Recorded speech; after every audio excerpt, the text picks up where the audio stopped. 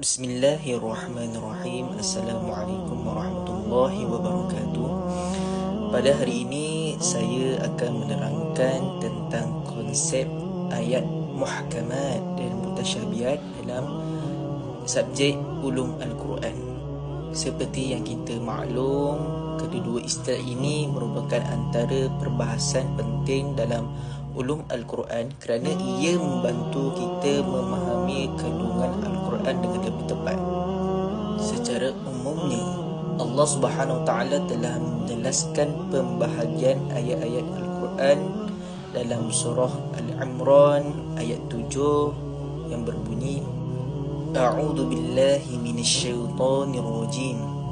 Walladzi أنزل عليك الكتاب منه آيات محكمات هن أم الكتاب وأخر متشابهات فأما الذين في قلوبهم زيغ فيتبعون ما تشابه منه ابتغاء الفتنة وابتغاء تأويله وما يعلم تأويله إلا الله والراسخون في العلم يقولون آمنا به كل من عند ربنا وما يذكر إلا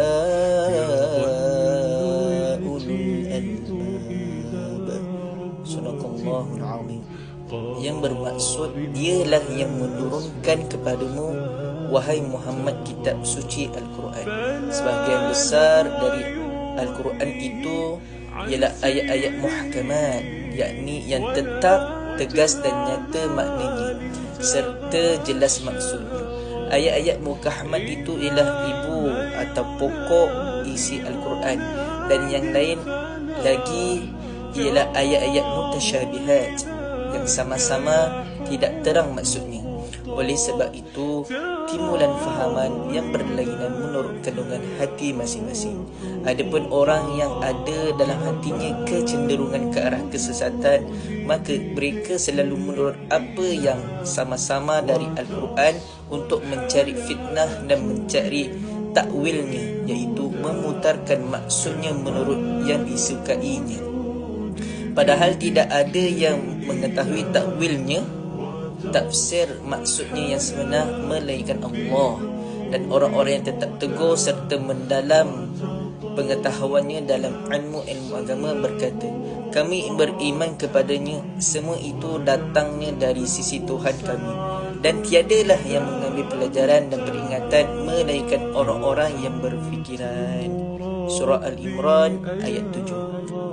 Dalam ayat tersebut Allah Subhanahu Wa Taala menerangkan bahawa terdapat ayat-ayat yang bersifat muhkamat dan terdapat juga ayat-ayat yang bersifat mutasyabihat.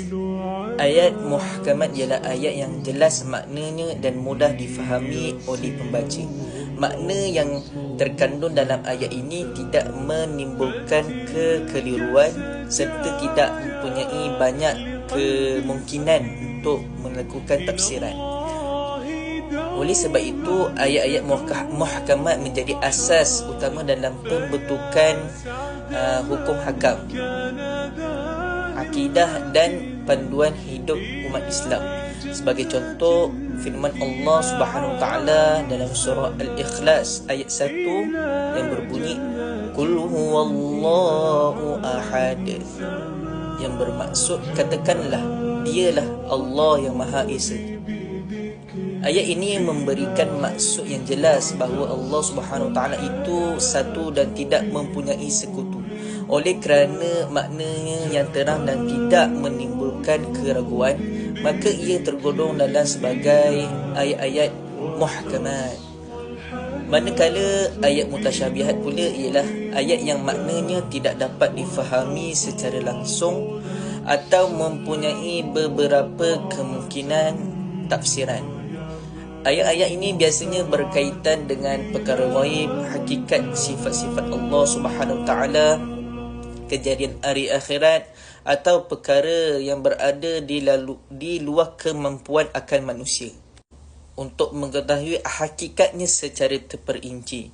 Sebagai contoh, Allah Subhanahu Wa Taala berfirman dalam surah Taha ayat 4 yang berbunyi, Ar-Rahmanu 'alal 'arsy istawa, yang bermaksud iaitu Allah Ar-Rahman yang bersemayam di atas arasy.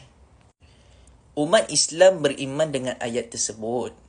Namun hakikat sebenar, bagaimana Allah Subhanahu Wa Taala itu beristiwa di atas arasy sedangkan ia tidak diketahui oleh manusia dan hanya diketahui oleh Allah Subhanahu Wa Taala sahaja. Kewujudan ayat muhkamat dan mutasyabihat dalam Al-Quran mempunyai hikmah yang sangat besar. Antaranya ialah untuk menguji keimanan manusia sama ada mereka menerima dan beriman kepada seluruh kandungan Al-Quran atau hanya menerima perkara yang sesuai dengan akal mereka sahaja. Selain itu, kewujudan ayat mutasyabihat juga menggalakkan kita sebagai umat Islam untuk merujuk kepada para ulama yang berautoriti dalam memahami maksud ayat-ayat Al-Quran. Pada masa yang sama, ia menunjukkan bahawa ilmu Allah Subhanahu Wa Taala sangat luas dan terdapat perkara-perkara tertentu yang tidak mampu diketahui oleh akal manusia sepenuhnya. Kesimpulannya, ayat muhkamat merupakan ayat yang jelas maknanya dan menjadi asas kepada ajaran Islam.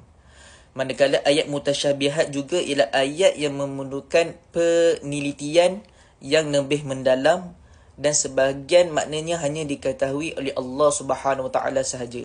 Kedua jenis ayat ini membuktikan keindahan serta keagungan Al-Quran sebagai mukjizat yang diturunkan oleh Allah Subhanahu Wa Taala kepada Nabi Muhammad sallallahu alaihi wasallam untuk menjadi petunjuk kepada seluruh manusia. Sekian setakat itu daripada saya. Terima kasih. Assalamualaikum warahmatullahi wabarakatuh.